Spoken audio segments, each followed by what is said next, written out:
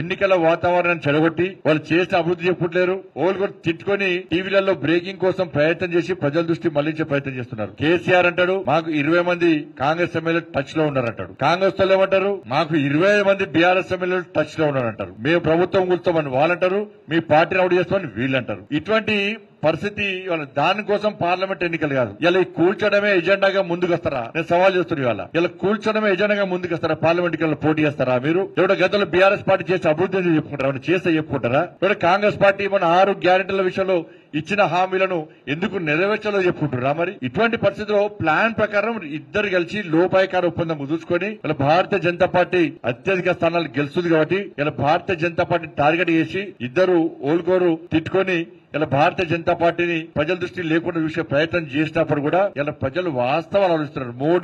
మోడీ ప్రధానమంత్రిగా లేని దేశాన్ని ఈ దేశ ప్రజలు ఊహించుకునే స్థితిలో లేరు.